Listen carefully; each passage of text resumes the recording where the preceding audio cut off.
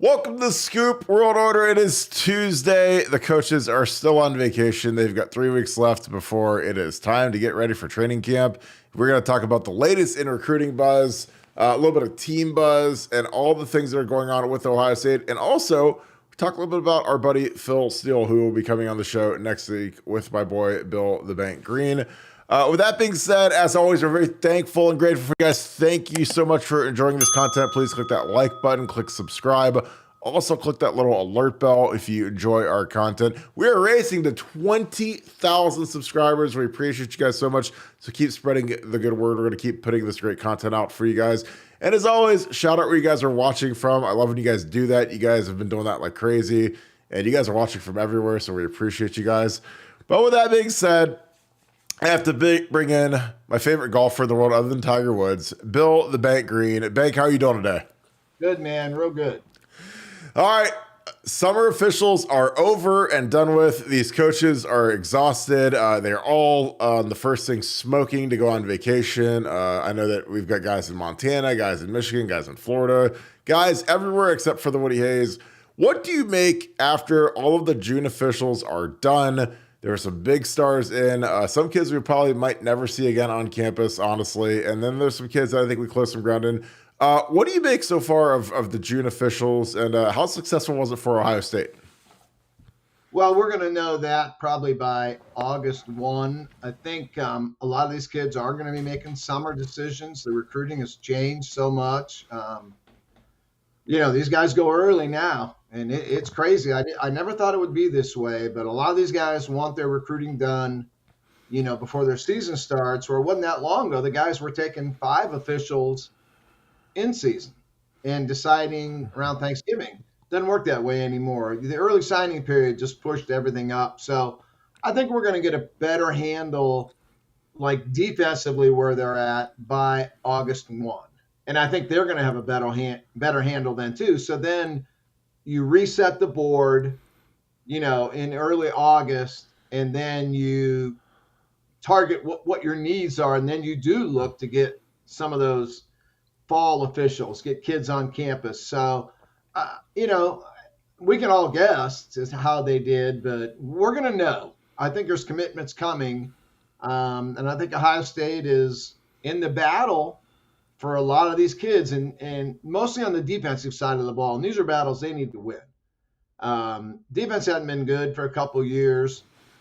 And, they just keep loading up on offense. And, you need some big-time defenders here. I mean, impact players, dudes, guys that beat Bama, beat Georgia, beat Michigan. You need more of those guys. So, and we're going to see. I think we're going to know by August 1 really where things sit with this class. And then they'll know where they fell short, where they did really well, and then you reset the board and you focus your attention on, phase 2, which is the in-season recruiting. Do you think that the summer visits benefit Ohio State? I have a hypothesis just because I've been there as a player when I was getting recruited. I've been there as a host when I was on the roster hosting kids. I've been there as a coach. I've had to host kids when it was freezing cold, miserable, snowy, lose a football game. The thing about the summer games is these coaches can really actually relax and enjoy the kids and be around the parents and not have to worry about beating Michigan the next day or beating Penn State or some team that's coming to eat their lunch is coming into the house the next day. And Columbus in the summer is really nice. I mean, I know you're a big golfer, and Canton's pretty similar to Columbus climate-wise. And, it's when it's nice out, it's nice out. It's nice to go out and hit the ball, and it's nice to show the kids around campus. And you dodge the potentially bad weather of Ohio. Do you think that's beneficial, the way that they've shifted to these summer visits for Ohio State? Yeah, I think it is. The one thing that I'm starting to notice in the past 3 or 4 years is how many of these kids are showing up at Ohio State, and it's like their 3rd visit, 2nd visit, 4th visit. And these are kids from like Georgia or California. Xavier Brown's been to Ohio State a lot, and that is so different than the way it used to be. You used to hope to get them on campus once. Now these kids are making multiple visits to these schools, and we never used to see that before. And that's the one thing that really shocks me is how many guys were at Ohio State this summer, out of state kids, that it was not their first time to Ohio State. 2, 3, fourth visit, and that seems to be a real change for me to see that now, because you used to pray to get the guy on campus once. And now these kids are making multiple visits to these schools. Everybody's doing well financially, I guess. Well, like I said, I think with the officials, it's helpful because, obviously you can pay for the travel for the kid to come to a June official visit where, if you're from California or Georgia or Florida or Texas and, you're in the high school season, like in the past when we'd have these visits, they'd be September through November. And, the kid's going to play a Friday night football game. If he's on a good team, if he's on Bosco or Mater Day, they're playing 15 games. Like they're not going to be out of the playoffs until the state championship game. And then it's hard to get them in on a Saturday when they play on the West Coast, take a red eye, kind of miserable. I think that's the big benefit of the June camps and the June officials is that those guys don't have to worry about like, oh, I got to play a football game Friday night against Don Bosco. Then I got to fly, 7 hours to get here. And then I got to get up at 7. Again, I think that always used to set Ohio State back a little bit. Now, granted, the brand was strong, and if you're a great recruiter, you can still go get a kid like Wyatt Davis or a kid like that to come. But I just think that the summer thing, everybody's more relaxed because nobody has a game to worry about, the players or the coaches. But do you see that benefit? Because like I look at how we recruit now, and there's just not many Ohio. I mean, obviously the talent in Ohio is up this year, but it's generally been down.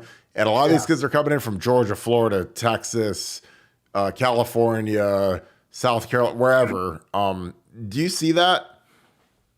Well, yeah, and I like the fact that, when you have Mark Pantoni kind of leading the charge, he's been through 100 of these rodeos, so he knows how to maximize, pretty much each minute, each hour of these visits. And like you say, when it's game day, you're losing a ton of hours there. You're not babysitting little Jimmy when you're in the third quarter of the Michigan game. Like he's the last thing on your mind. And then, if they do lose, that coach has got to put that smile on his face when he's worried about getting fired. It's a different vibe entirely. Yeah, I agree with you. I think getting him in on these summer visits, you control the visit then. Where if it's a game day, you're really not in control. And then the kid plays Friday night, you're just praying he gets on that plane and makes it. How do you make it for a noon start? And it's easier this way. When he's showing up, what kind of mood everybody's going to be in. It's going to be relaxed. It's going to be loose. So, yeah, I like the summer visits a lot better. And I never thought recruiting would go this way at all. I didn't think kids would take summer visits. I thought they'd all want to do those game day visits like we used to, but they don't. They love the summer officials. I never thought these kids, the big time kids, would be signing early. I always thought they would wait, and sign the first Wednesday in February and let the 3-star kids sign early to lock in a spot. That is not the way it is. So recruiting has changed tremendously, in the last 4 or 5 years. But I think the summer officials, I think it's a good thing. I really do. I think it's really good for the coaches, and I think it's really good for the recruits, because the recruits now can get a better look at campus than they could on the game weekend visits. I think it's better for these families. Yeah, I think all in all, I can't see where it's bad for anyone involved with these things. So I think it was a great move by the NCAA to finally open up these summer visits, and I think it's a great thing. I really do.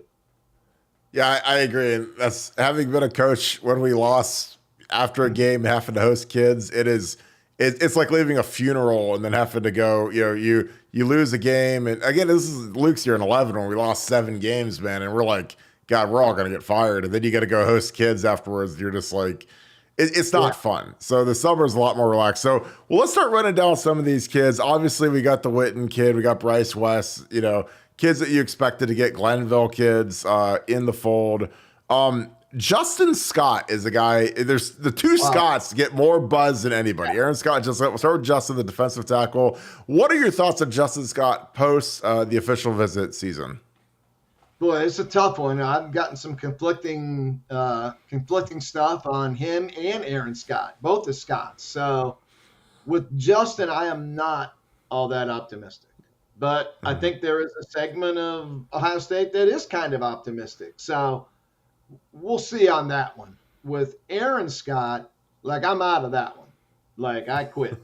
Like I have people on both Michigan and Ohio State, So I'm out of that one. Justin Scott, I don't think they're getting him. Would it shock me if they did get him? Nope, not at all. Not at all. And they need him. They need D tackles. I think they're going to get the Jaden Jackson kid out of IMG, but Justin Scott, I think, is better quality of player than what Jackson is. Although my guys at IMG are telling me that Jackson is way misranked. So Really? we'll see there. But if you could get both of those guys as your D tackles in this class, and then you try to get Edric, as your swing guy. I think Marquise Lightfoot is in at the end. Dylan Stewart, if you could pop him, then it's an amazing D-line class. The Houston kid, to me, I mean, he's really special, man. He's really special. And I think Dylan Stewart might be better because I think Dylan Stewart is a guy who can get to the passer, and they need that. The days Ohio State was better on D when they were getting 45 sacks a year. Now they're in the low 30s. Now they're getting low 30s in sacks. They've dropped. You're averaging 2.5 sacks a game now instead of 3.8. Doesn't sound like much. It is much. So, they're right there to have an amazing D-line class. And we went through this last year too, where it looked like, gosh darn, they're going to have an amazing D-line class. And then you lost, the three big guns in the end. So I don't know. I think Edric Houston is. I think he's Hayward. That's who I think he is. Inside, outside, put him where you want to put him. 3-4, 4-3. Just a dynamic football player. So, you land him in Houston or him in Stewart, then that's pretty freaking special. Do you think Ohio State's base 4.25 is enticing to a kid like Edric Houston versus like what Georgia and Bama do with they kind of run like a 3. It's not a 3-4, but it's like an odd mint defense where they've got a buck stand-up guy and it's a little bit more oddish front where I think that the premier guys that, if I'm Larry Johnson, I put on the tape of Nicky Bosa, Chase Young, say, hey, that's going to be you. You're going to butt up in the air, hand on the ground, 15 sacks, and line up 4 yards outside the tackle, and it's sprinter time to the quarterback. That's what I'd want to be. I was a DN. That's where I'd want to be. So, I don't know. I mean, that's hard to say. I mean, I've never had anyone tell me that, a recruit tell me that. It's interesting. It's an interesting theory. I mean, Ohio State has changed their defense. It's radically different under Jim Knowles than it was under Kerry Combs. Kerry Combs was radically different than what Hafley ran. Kerry tried to run the Hafley single high, and that didn't work out so good. And then he had to kind of get into a hybrid thing. And that didn't work out so good either. And then Matt Barnes took over, and that didn't work out so good. So, bring back Jeff Hafley. So, I don't know. I've never had a recruit tell me that. So I don't know how to answer that. Yeah, I just, schematically, I've seen these guys, and when I was in the league a long time ago, like when we'd vote for the Pro Bowl players, all they put up on the board is sacks. They put the sack thing on the little projector, and it says, okay, this is who leads the league in sacks. So when these kids are trying to go pro, man, you get that 4.3, and you get to be on the outside shoulder of that tackle and a rush. That's the killing fields. That's the fun stuff to do. That's what Chase Young did. It's what Nicky Bosa did. It's what Joey Bosa did. And again, like and I think that, we lost the year of Jack Sawyer last year running this stupid Jack thing that we barely ran, and it was completely ineffective. And I think it was because we didn't call it enough. The guys weren't comfortable doing it. And when we ran it, it sucked. Like we gave up a lot of yardage, like that 170-yard Michigan run we were in the Jack, that 170-yard Georgia run we were in the Jack. So can that go back to the 4-down look? And I think that a guy like Jack Sawyer will be a lot more prolific than asking him to do something that he wasn't comfortable doing. It was clear as day to see. Not at all. And I think that hurt him, even though they didn't run the Jack that often. I think it affected him. Where if they would have never introduced that and just let him go be Chase Young, go be Nick Bosa, Yep. I think he would have been so much better off. I think he put a lot into trying to be a jack when that's not who he is. No. To me, he's a 4-3 outside the tackle. Let him go. Run to the quarterback. If you see ball carrier coming your way, tackle him. But your goal is to get the quarterback. Always. I couldn't agree with you anymore. All right, we're going to move to everyone's favorite position in the whole world, offensive tackle. Brian Baker has been crystal ball to Oregon. Is this one dead, life support? You got the paddles out on this one, Bank. Any shot at Brian Baker from Mater Day? Well, they had the Lambert kid in last weekend, Baker the week before. They really need one of these two. You get both of them, you break out to champagne instantly. I think they're out of the Baker thing or close to being out of it. Lambert, I think they're in that one. And, but the lay of the land there is that he is a high academic kid. And that's not a knock on OSU's academics at all. It's just that when it comes, usually the high academic kids, Notre Dame is really good at selling. I think they're better at selling academics than Ohio State. Ohio State can sell that NFL draft better than it, as well as anyone. But that's what bothers me about the Lambert kid. But I think they're in the Lambert one. Baker one, man, everything I've been told, it doesn't sound good. So we'll see. I mean, they put their best foot forward, did everything they could. I mean, they need to get one of these two. They really need one of these two. If I had my choice, I would take Baker. But I think the odds are better that they get Lambert over Baker. But Justin Fry got to come out with one of them. Yeah, and it raised my eyebrows when Lambert visited Boston College. And I know that those are your people. I mean, Jeff Hafley's been one of your favorites, and a lot of the guys out there on that staff. But they've had a little bit of rough waters out there, and so when you've got when you're a high 4-star-ish, 5-star-ish type tackle, and you're visiting a team that wasn't real good last year, but it's a very good academic school like Boston College. That raises a big eyebrow for me because I'm like, well, we know it's important to this kid. It's probably not staying close to home, but that made me think like Notre Dame might have the edge there. And I don't think it has anything to do with Justin Fry or Ryan Day or Joe Rudolph, the O-line coach, or Marcus Freeman. I just think that there's some kids that are like that. Like Liam Eichenberg, who I love to death, Tommy's brother, who plays for the Dolphins now, was one of my favorite kids ever. And he went to Notre Dame from Ignatius. And that was a kid that he would have started for us probably day one. I mean, he was really good. And second round pick, started at left tackle for Notre Dame. And some guys, that's their vibe, man, is that Notre Dame academic thing. And there's nothing wrong with that, but you just got to kind of know what you're getting into. So we touched on Dylan Stewart and Edric Houston. You feel good. I think you feel better about Houston than Stewart, but where are you at with those two? Yeah, I don't know. Like I'm probably the last guy to the party on Houston because everybody seems to crystal ball. Everybody thinks it's a done deal to Ohio State. I've had none of my guys are saying that, but that could mean that I'm just late or out of the party and totally out of the loop on him. I think Ohio State's right there from what I'm being told, but everybody seems to think it's done, and that's not what I'm being told. But I could be way out of this one. Stewart, I guess. Man, I think they're right there with that kid. And I think Larry Johnson really resonated with that kid. I got to see him choose South Carolina over Ohio State to believe it. Kind of like when, Bryce West was looking at Michigan and everything, and Demarion Witten was looking at Kentucky. There were crystal balls for Demarion to Kentucky. And all I said was, I have to see a Glenville kid that Ohio State really wants. I got to see that kid go somewhere other than Ohio State to believe it. And obviously they didn't. I almost feel the same way with Stewart. Like he's really going to go to South Carolina over Ohio State.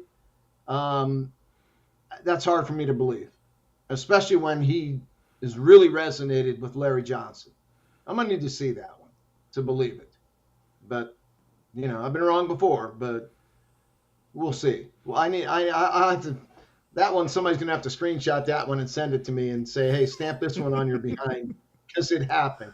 But we'll see. Let's see what happens here with Stewart. Stewart's a guy they really need. I think if I had I like both of them, but I probably would take Stewart over Houston just because he's that guy that's going to get around that corner and terrorize the quarterback. Where Houston's more of a combo guy to me, rush passer, stop the run. Stewart is a blur on the outside. I mean, and I think they need that really bad. I think they need to get back to 4 sacks a game. Get the sack total over 50 again. I think that's where they need to be. I couldn't agree more. I think that you lead the nation with around 57, 58 sacks, and we got to get back up to that tier instead of 30, where the quarterback can just kind of sit back there all day and do whatever he wants. How surprised were you? And I know I've mentioned this before, but the Edric Houston, like Whitfong bomb, crystal ball, whatever, came out of the complete blue. I was shocked because I was like, this kid's from Buford, Georgia. The Bulldogs have won 2 straight titles. Bama's down there, heavy. That's an official visit. Like, because again, I know that that's your guy, and he's done amazing things through his career. Whitfong has, but it's like, how shocked? I mean, of all the crystal balls that you've seen out of the clear blue sky, how surprising was that one? Like Edric Houston to Ohio State before the visit even started. Right. That was the thing. It came after the Georgia visit and before the Ohio State visit. So I was stunned to see that. And then, for me, not having really done my homework, I just thought Buford, Georgia, I mean, what an amazing program that is. Well, it's automatic to the Dogs. And then people have told me, people on our site knew more than me, said, hey, wait a minute, these Buford kids are not rubber stamped to Georgia at all. And I didn't know that. I would have just imagined I would think Georgia gets everybody, But no, not the case with the Buford kids. And so to me, I'm still kind of shocked that a Georgia kid that Georgia wants playing a position where they just, put out NFL dudes, one after another, he's going to turn down Georgia and come to Ohio State. I mean, I'm sitting back waiting on that one. That'll be one. But like I say, Steve Wilfong, he doesn't pull things out of his behind. He got something from someone on. He got something from someone on that because he doesn't need to be wrong. You know what I mean? He's been right so many times. He doesn't need to take a chance. You know what I mean? That 24-year-old that they just hired at Rivals, who's trying to make a name for himself, he may take a shot. Take a shot, make a name for yourself. Steve doesn't need to do that. He's already done that. So he doesn't take chances. He doesn't pull things out of somebody told him something, and that somebody was someone he trusted, whoever it was. He believes it. So, oh God, I'd be sweating that one out till signing day just because that's a special player. And if I'm a D lineman and I live in the state of Georgia, it's like, I don't know, man. I mean, Georgia's pretty good at producing those guys. We're gonna go DBs and SFE guys, Zabian Brown and Kobe Black. Where are we at with those two? It doesn't sound too promising for either of them, but what are your thoughts on them as we exit official visits? Yeah, I think Zabian's probably headed to Bama. Ohio State was in that really well, and he visited Ohio a lot. Brought his mom back the last time, and I don't know. I don't have a good, warm and fuzzy feeling about Zabian to Ohio State right now. Kobe Black, again, nobody really seems to know there, but I keep hearing that distance from home could be a factor. And that's what, it popped Ohio State with Bijan Robinson. And I guess I've always had that in my mind when you do a great recruiting job and you think you're right there. And then at the end of the day, can he go far from home? And that's what I've been told about Kobe Black is that distance may be an issue. If Ohio State could, would they take both those kids? Yeah, absolutely. They take those kids with open arms. I like both of them a lot. I think they're both play early DBs. So, Ohio State's put their best foot forward with both of them. And I can't sit here and tell you I think they're getting either of them, to be honest with you. They will get the Miles Lockhart kid. To me, he's penciled in the class. I've had him in for a while. So there you go. If you get Lockhart, Bryce, fight your tail off, to get one of Zabian or Kobe Black. Keep fighting your tail off for KJ Bolden, or maybe Peyton Woodyard. They need DBs. They need DBs really bad. if I could just have one in America, I mean, I'd take KJ Bolden right now. I watched KJ Bolden in 7-on-7 where, if you can't cover 1-on-1 in 7-on-7, you're getting driven off the field. KJ could cover anybody. I think KJ could cover JJ Smith. So I watched KJ Bolden in coverage. He is a safety that covers like a corner, but covers ground. I mean, when I saw KJ Bolden, the first thing I thought of is, he is a more athletic and faster Jordan Fuller. And boy, KJ would have been amazing in that Jeff Hafley single high where you got to cover 3/4 of the field back there, and KJ covered the whole field. So, and KJ is a guy that, as I watched him, I thought, well, this guy would be amazing in the Hafley single high. He would be amazing in the Jim Knowles 3 safety look where the safeties have to be able to cover a 1-on-1. And then when you start looking at guys like that, when they can be a star in radically different schemes, that means you're pretty freaking good. You know what I mean? KJ would fit in any scheme. If you want to tell me he's the best player in America, I'm not going to argue with you. I mean, he's that special. And I continue to think Ohio State is in that one. I did talk to him in Florida in January, and I wasn't looking to do an interview. He was standing there, I was standing there watching the SFE guys, and we just started talking, and it was totally off the record conversation. I wasn't doing an interview. And then somebody from SFE kind of kidded him like, oh, you're talking to the reporter there. And I said, hey, man, I'm not a reporter right now. This is all off the record. And I can just say that things were very pro OSU out of him. Now, this was last December. Things can change, but I've just never forgotten that conversation with that kid that I just feel really good about Ohio State's chances there. You throw in the fact that he is related to Perry Eliano and had a great visit to Ohio State, great official, and I'm just not throwing KJ Bolden to the dogs just yet. I think Ohio State is in that one. I think they can win that one. I really feel that way. That's a perfect segue. So I was going to talk about him and Peyton Woodyard. Both one, probably get one or the other or none. What are your thoughts on that? Obviously, you already gave me the KJ. Yeah, I felt all along that Peyton Woodyard is looking around because he does not want to be a part of a 4 safety class at Georgia. They've got 3 safeties right now committed that are all dudes. And then if KJ jumps in with Georgia, that gives them 4 safeties in one class. And I've heard that that's not what Peyton Woodyard wants. So if KJ comes in, I was told that Peyton Woodyard would likely be heading out from Georgia, which I thought obviously fits Ohio State to a T, but now I'm being told that USC might be the fallback option for Peyton Woodyard and maybe not Ohio State. But Peyton's been to Ohio State before more than once, and things have gone good there. So we'll see what happens there. I think, for Ohio State, I like Peyton Woodyard, but he's not KJ Bolden, and nobody is. So, Peyton Woodyard would be closer to the McLean kid that OSU has a commitment from, and not close to KJ Bolden, in my opinion. Just one guy's opinion. If you had to rank KJ Bolden versus Caleb Downs from last year, who's the guy you take? KJ. Yeah. And I saw Caleb Downs live too. No, KJ, I could be dead wrong, but KJ to me, to see that size, that athleticism, that just speed, and then his ability to flip his hips was what got to me, and maybe it got to me because I watched too much Ronnie Hickman and Tanner McAllister in coverage last year. Maybe that's why it got to see a safety that I didn't see him go against SFE, but I have no doubt he could have went head to head with JJ Smith or JoJo Trader.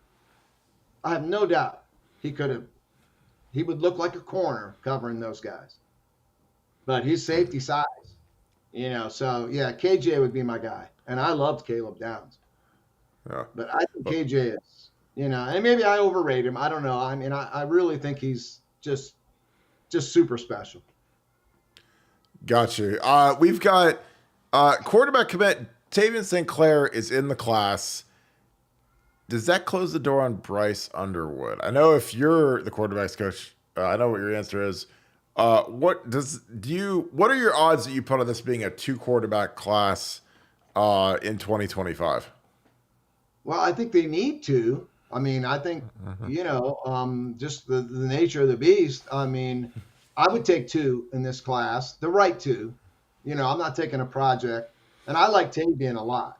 Before Ohio State ever offered Tavian, I saw him at the Under Armour event in Columbus. It was probably 6 weeks ago or whatever. And I was like blown away by that guy. I was like, this is not the same dude that I saw on film from last year. Bigger, arm strength, way better.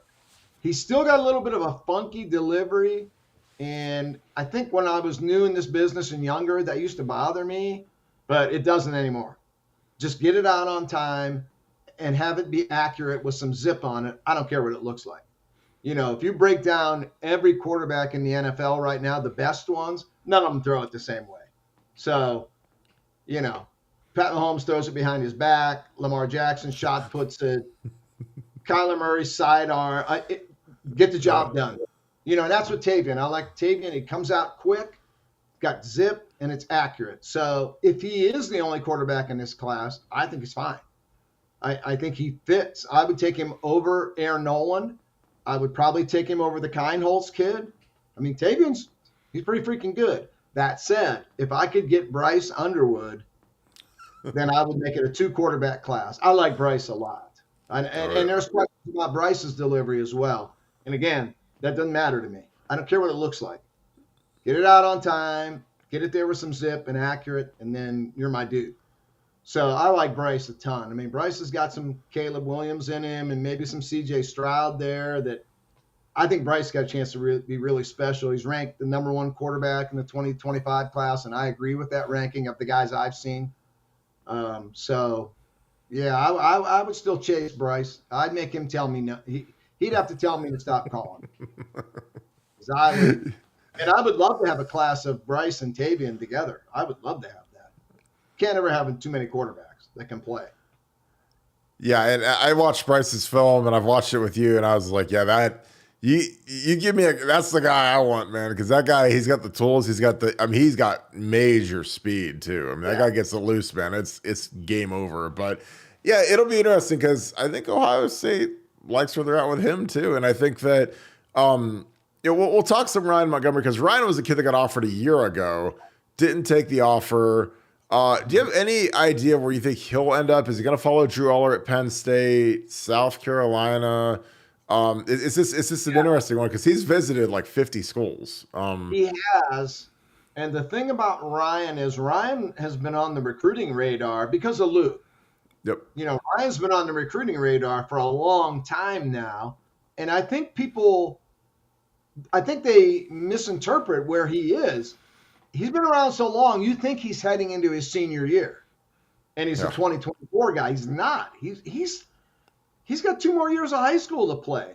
So, and I think people got kind of anxious about why hasn't he committed? Why hasn't he committed?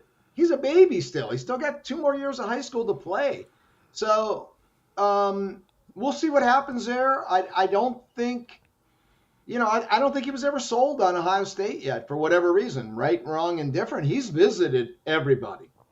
And he had a great relationship at Georgia with Todd Monken, and he left for the Ravens. So I don't know where that pushes that back to, but I think he's a really thoughtful kid. I think he wants to take his time, keep an open mind, make the right decision. Now, do I see a chance that he and Tavian are in this class for Ohio State, the 2025 class? I can see that, but I don't think it would happen soon. I think they're going to chase Bryce and see where things are at in 3 months, 4 months, 5 months. Has Ryan found his school yet, or is he still looking? And then if Bryce finally tells Ohio State, he commits to Michigan or whatever, and maybe then, kind of like he looked around and Ohio State looked at Bryce, and then maybe at that point you kind of marry it up. I don't think it would happen soon. I don't know if it would ever happen. Maybe Ryan Day is, we're going to take 1 in this class, and then we'll keep an eye on the portal. So I don't know. I mean, there's a lot of questions with the 2025 quarterback recruiting. It really got interesting, especially when Tavian jumped in the boat. Yeah. That made it get a lot more interesting. We'll see what happens there. Do you think some kids just are adverse to the two quarterback class? It reminds me a lot of Dylan Raiola, where he wanted to be the guy. He didn't want you couldn't do it the two quarterback class thing with a kid like Dylan Raiola. And again, I get it, because you look at our history. Jack Miller in the class for 2 years, like Tavian is right now. Then CJ Stroud shows up the month before signing day, and then he signs. And then he goes 2 overall, and Jack transfers to Florida and, sits behind AR-15. Do you think that some guys I think that the Montgomerys are really astute with the recruiting game, because they've been through it with 2 high-level 5-star type. I think Luke Montgomery should have been a 5-star, 2 5-star type kids. If I'm a quarterback and I'm as good as Ryan Montgomery, I'm thinking, hey, I want to be the only quarterback in the class. I want to go somewhere because to me, I just think Penn State is the perfect fit for him, because Drew Aller could easily be a 3-and-out kid. And then you show up, you get a year, and then you get cranking after that kid leaves. It's like Arch Manning and Quinn Ewers. Quinn Ewers will leave after this year. Arch has a year to redshirt, and then he can take over. I think that, because again, it's like I tell people, the game of being a quarterback in a quarterback family, it's like with Dominic Raiola moving his whole family to Buford, Georgia, to join Buford. It's a $300 million decision, because if you hit it right and you end up being the first pick in the draft, and then you get your second extension and you're making $70 million a year, like Dylan Raiola could actually do, it's no joke, and you got to be you got to make sure you get on the field, make sure it's the right infrastructure. It's a really delicate process. Is there any of that? Do you see any of that? Am I just pontificating and saying things that don't make sense, or is this kind of the game of quarterback in modern college football? Yeah, I think it is. But to clear up any, misinterpretation here, there's nothing that would make me compare Dylan Raiola to Ryan Montgomery in terms of how they're handling their recruit. Mm-hmm. Yeah. The whole Raiola thing is just bizarre to me. The decommitment from Ohio State, the looking at Nebraska, trying, all the high schools. That's not Ryan Montgomery. Now, Ryan also is probably not as talented as Dylan on the field, but off the field, there's no comparison there. So I didn't want people to think that I know that's not what you were saying, but I didn't want people to think that you're comparing the way Ryan's handling his recruitment to Dylan Raiola. No comparison there at all. Ryan is looking for the right school for himself, and that's his right to do. I mean, and that's, I support that 1,000%.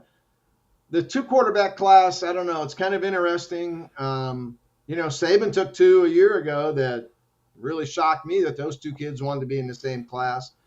I think if Ryan Montgomery finds the right school, I don't think he would care if it was a 2 quarterback class. I just don't think, the dad played college football. Mike played at Miami of Ohio. Luke has come to Ohio State. Luke didn't look for any promises or any guarantees. And I don't think Ryan is either. This is not the way these kids are raised. And 2 different kids entirely in terms of personality and stuff. So we'll see what happens there. But I just, you've met the family before, and I know the family really well. I just have so much respect for that family and how they have conducted their business. And Ryan Montgomery's got to go where he's got to go. He's got to go where he feels the best. And I support that 1,000%. And, he's had that Ohio State offer for a long time. So, we'll see what happens there with Ryan. I know he's going to be successful somewhere. I like the talent. I watched he and Tavian throw side by side, I think 4 times in the last 6 weeks. And to me, they're just about the same dude. I like them both. I like them both about the same. So, and who knows? 5 months down the road, maybe Ryan hasn't found his school yet, and Ryan Day lost Bryce Underwood, and maybe Tavian and Ryan Montgomery are both in this class. Seen stranger things happen, that's for sure. Yeah, and there's part of me, and again, I wasn't, I know what you're saying. I wasn't comparing them. I'm just saying, if you're kind of like, because I think Ryan Montgomery is a top 3-ish, 4-ish type quarterback in the country. And it's like, if you can, kind of dictate to a coach, hey, look, I'll come as long as I could be the only quarterback in the class. And you don't bring in a kid with a month to go. Because I've seen it with Justin Zwick and Troy Smith. Yeah. The second guy shows up, and the second guy, I mean, Justin was, Jack Miller and CJ Stroud. Second guy shows up, and and again, and maybe there's some benefit to waiting until closer to signing day. Then you can actually see kind of how everything's settled and say, okay, now I can show up and beat this guy out and take the spot. And again, that's just, I know it's competition and everything, but you want to have as good of a chance to make it and be productive as possible. Yeah. So, but yeah, again, it's like, because I just said, like, that quarterback position, man, if you hit it right, I mean, you saw 3 quarterbacks go in the top 3. Those guys are all making $40 million each this year, and then their second deals are huge. So there's a lot of money at stake, and then there's NIL and whatever else. So, well, this was a great one, Bank. I appreciate you, my man. Any final thoughts as these coaches hit vacation and officials wrap up? No, not really. I mean, I would just look for, I think there's some decisions coming here in the next 6 weeks that could really impact this Ohio State class. So I would keep an eye on these kids setting announcement dates. That's really what you want to watch right now, is who's setting an announcement date. And there's going to be some announcements coming in July when, like you say, coaches are on vacation, maybe people aren't paying attention. I think we need to pay attention. I would look at announcement dates being set. I think that's key from this point forward until like August 1. Last thing, obviously Lockhart is going to be in on July 6th. Do you have a projection for who the next guy is in the boat after Lockhart? Wow. That's a tough one there. Yeah, I can't make it easy on you, man. Yeah, we didn't even mention Kingston, the linebacker, Viliamo Asu, whatever. I call it Kingston VA, man, is safer for my pronunciation. Would I be shocked if he made a really quick announcement out of the blue? I would not. I was told something and I wasn't told what school. That's the heck of it. But I was told that he could be someone to be committing real soon here. So I think Ohio State would love to have him, take him with open arms, a big thumper in the middle, So great kid. Notre Dame, USC, OSU. Maybe the James Laurinaitis factor comes through again for Ohio State. James on his way. I didn't, not to bring up a whole new subject here, but James to me is 2 steps behind Brian Hartline right now. James, full-time coach someday, best recruiter in America on the defensive side of the ball, D coordinator in about 2 or 3 years after that. I mean, he is following the Hartline path to a T. And if I'm Ohio State, you have to get that guy on the field. You can't risk losing him. In my opinion, you can't risk losing JL where somebody comes in, and offers him on the field position, and you're second in line to be our DC, and it's a big time school. Man, you don't want that. You got to keep him. And I really think he's the next Brian Hartline on the defensive side of the ball. Yeah, I was a captain with James. There isn't a guy that I played with. Him and AJ Hawk are the 2 guys that are just on a different level of respect and tenacity, intelligence, work ethic, like all of it. I mean, players love him, coaches love him, fans love, he's a dream candidate to be a coach. He's a guy that I think his trajectory is to be a head coach one day. And I'm talking about like a head coach at Ohio State type of guy. And I mean, if people sign up, if he's as good as I think he can be, and he keeps cranking the way he's cranking, if I said, hey, James is the number 1 defensive coordinator in the country, and we want to make him the Ohio State head coach. I mean, James, you've met James. You've seen him play, you've interviewed him, you've talked to him. Again, he's all that. I mean, and that as good as anybody, because you knew him way back in the day in 05, 06, 07. So, someone wanted to ask, and I think Ryan Day is going to be at Ohio State a long time. I really do. I think he's grown into that job. I think he's perfect for that job. But if, say, in the next 5 to 7, 8 years, who's going to be the next head coach at Ohio State? My two candidates would be Brian Hartline, who's obvious, and James Laurinaitis, who's not obvious, but he's obvious to me. He's obvious to me. I think he's that good. I think he's the next Brian Hartline. I have no problem saying that. And Hartline's probably the top offensive recruiter in America. I think James Laurinaitis is the same dude on the defensive side of the ball, and I would want to lock both them guys up. And Brian's obviously locked up, but James isn't. And I think he should be. Yeah, I'd get the checkbook out for James. I'm telling you, make him the DC. Go get every 5-star in America. Yeah. I agree. So that's my final thought there, and I think we probably beat that horse to death 7 or 8 times. Well, it's all good, my man. Well, I'm going to wrap this thing up. I appreciate you, Bank, as always. Bill the Bank Greene, the GOAT, best recruiting guy in the game, exclusive to BuckeyeScoop.com. Fantastic episode. We ran down every major recruit that has been on campus in the last couple of weeks, where they're at, where they stand.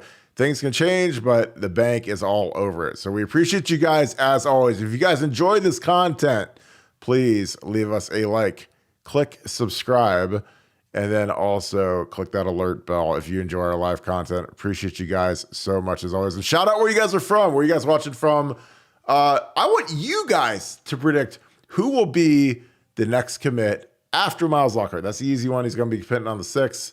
Who we getting after that? Put it down in the comments. I want to hear it from you guys. So I appreciate you guys so much. If you enjoyed this content, BuckeyeScoop.com needs to be your new home. Bank Greene is on there every day, cranking great content. Myself, Nevada Buck, the Oracle, Joe Drain. We have a great staff. We're cranking. Great decorum on the board. Really smart people. It's a blast to be on there. So appreciate you guys so much. Again, thank you so much, Buckeye Nation. Thank you, Scoop family. I will catch up with you guys tomorrow. As always, go Bucks.